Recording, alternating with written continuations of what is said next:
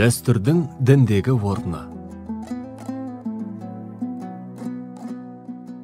Дәстүріңді баққаның, үмітіңді жаққаның, салт дәстүріне, ұлттық ерекшеліктеріне ерекше мән берген елдің іргесі берік, келешегі кемел. Өзге елге барғанда өз еліңнен айырмашылығын бірден байқайсың.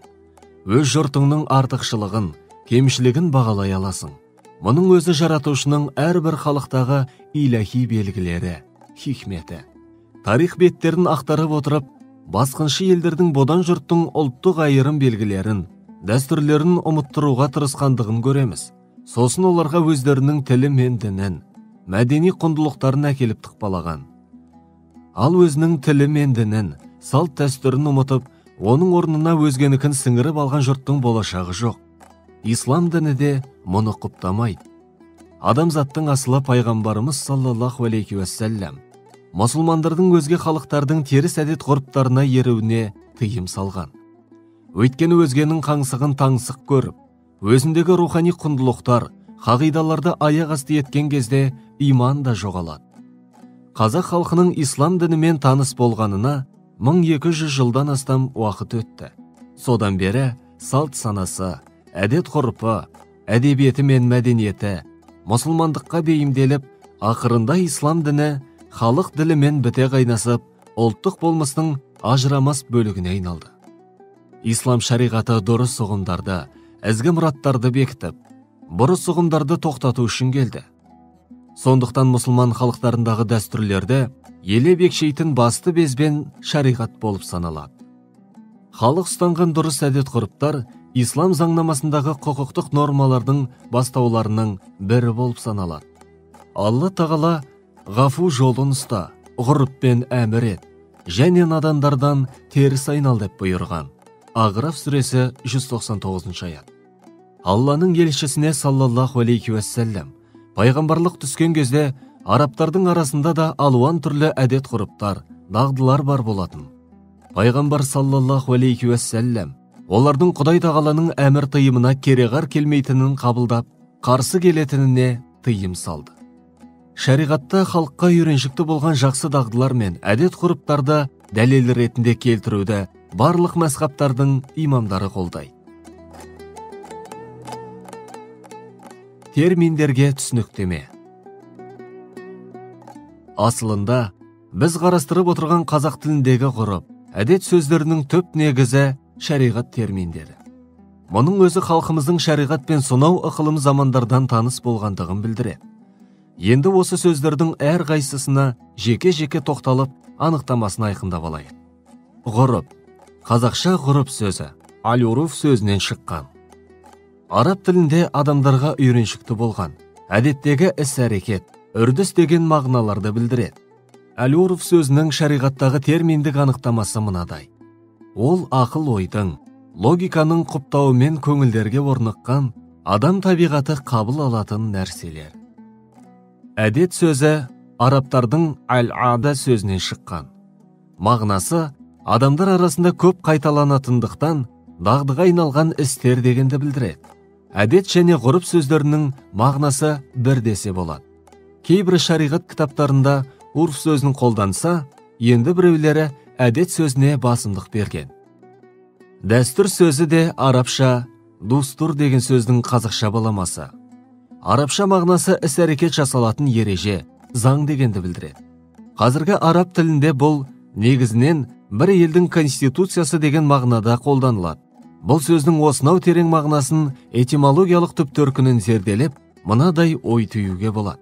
Сірә қазақ даласында ислам шариғаты мен дала заңдарының қосындысынан шыққан заңнамалық жүйе дәстүр деп аталса керек.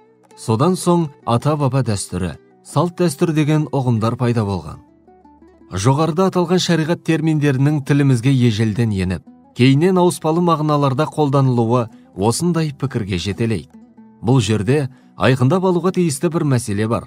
Әдетте қазақ тілінде салт дәстүр, әдет ғұрып деген сөз тіркестерінің мағынасы бір. Негізінен халық арасында қалыптасқан, күнделікті тұрмыс тіршілігінде қолданылатын мәдени ерекшеліктер ретінде қарастырылады. Ал шариғаттағы әдет ғұрып сөздері салт дәстүрмен бірге адамдар арасында сіңісті болып қалыптасқан әдеттерді, үйреншікті дағдыларды, ұғымдар мен сөздерді де қамтиды. Осы тұрғыдан алғанда мұсылман заңнамасындағы әдет-ғұрып терминдерінің мағыналық аясы кең, жалпылық мәнге ие. Қазіргі араб тілінде халық арасында қалыптасқан салт-дәстүрлер, ұлттық құндылықтар туралы адат ва тақалид, тура шағби деген сөздер де қолданылады. Адамдар арасында дағдыға айналған шариғат шартына қайшы келмейтін істер, шарғи үкімдерді белгілеуде мұсылмандық заңнаманың екінші дәрежедегі қайнар көзі ретінде қалыптастырылады. Шариғат үкімдері алынатын басты қайнарлар Құран кәрім мен пайғамбар саллаллаху алейхи уассалам сүннеті екендігі белгілі. Аталмыш мәндегі ғұрыптар фиқх ілімінде тармақты үкімдерді белгілеуде заңды дәлел ретінде алынады. Пайғамбар саллаллаху алейхи уассалам мен сахабалары белгілі бір мәселеге үкім шығарғанда кейде халық арасында қалыптасқан ғұрыптарға да сүйенген. Шариғат саласында сондай маңызға ие болған әдет-ғұрыпқа фиқх негіздері ілімінде арнайы терминдік анықтама берілген.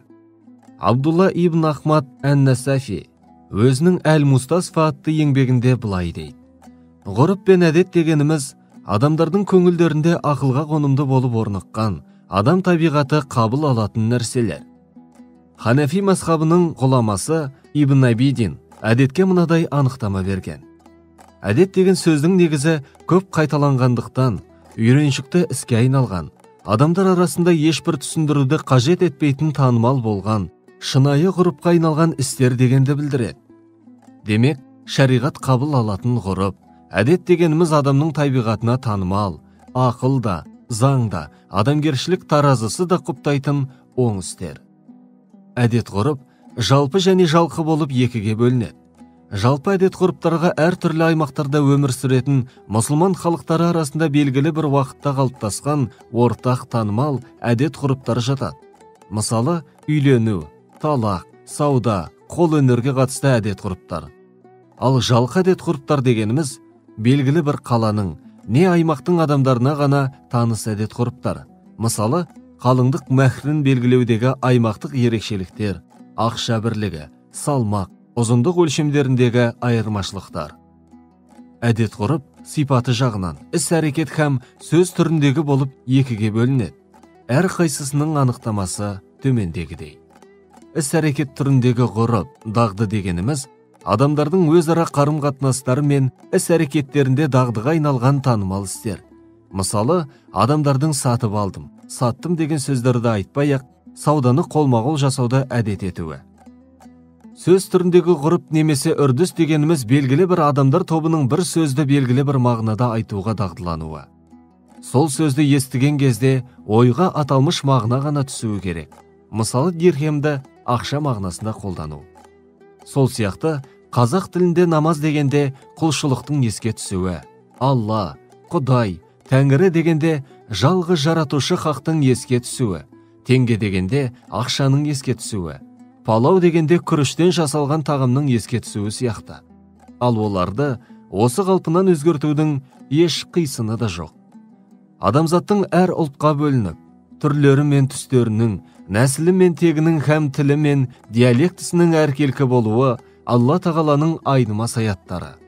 Оларды мойындамау, белден басу, теріске шығару жаратушының хикмет пен жарату заңына қарсы шыққанмен тең.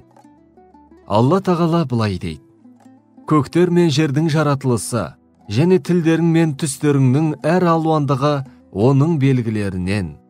Шындығында, осында білушілер үшін сөзсіз белгілер бар.